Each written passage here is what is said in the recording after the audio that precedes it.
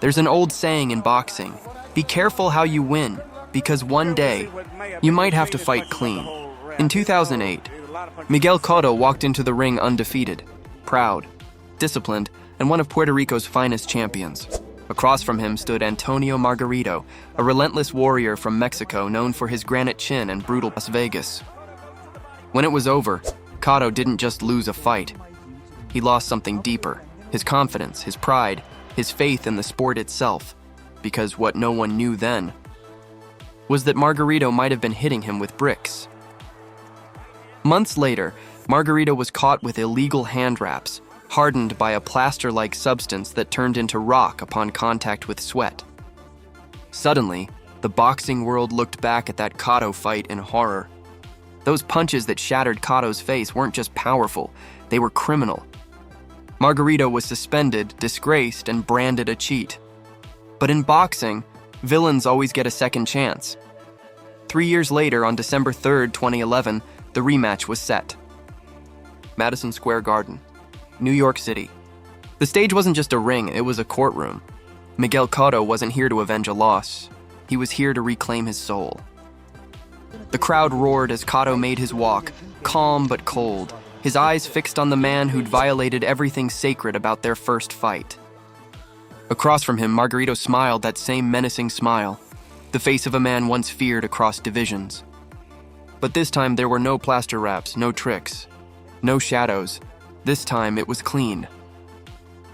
When the bell rang, Cotto moved like a man reborn. Sharp jabs, crisp combinations, disciplined footwork. Every punch was deliberate, not wild, not emotional, but personal. Margarito, as always, came forward, chin high, gloves low, inviting punishment.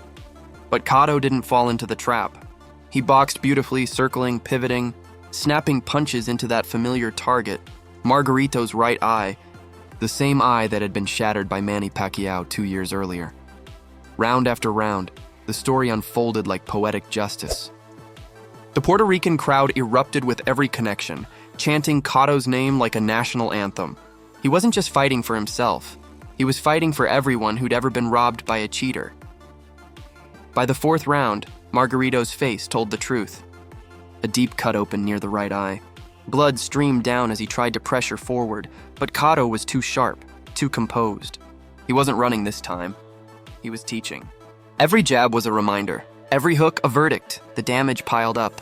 Margarito's eye began to swell grotesquely, the same eye that had ended his career once before.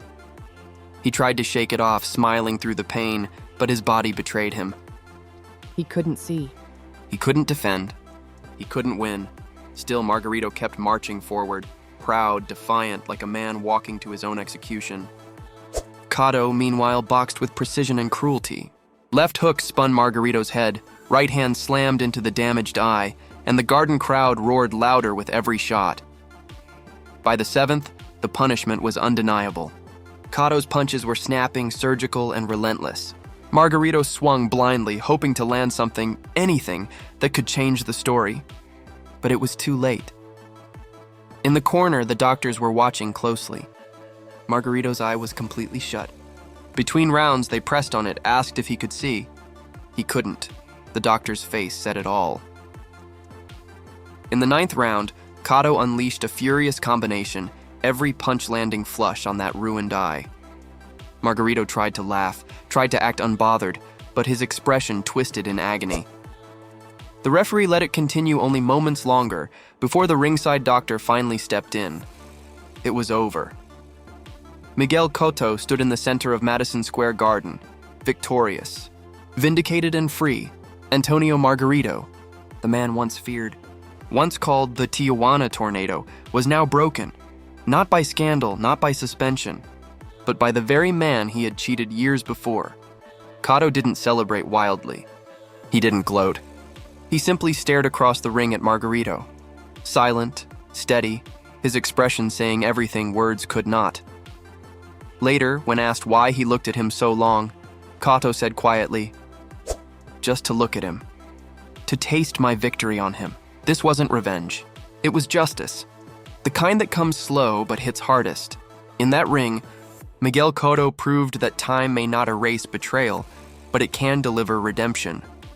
The fighter who once fell in blood and doubt now stood tall as a man cleansed of ghosts. And the crowd, his people, roared not for violence, but for closure. Because in boxing, as in life, karma always finds its way back. And on that night, under the bright lights of Madison Square Garden, karma wore Puerto Rican colors. If you enjoyed this story of redemption and boxing justice, hit that like button and subscribe for more true fight stories. What did you think of Cotto's revenge? Was it the sweetest payback in boxing history, or just another fight in a long, cruel sport? Drop your thoughts below, and stay tuned for the next one.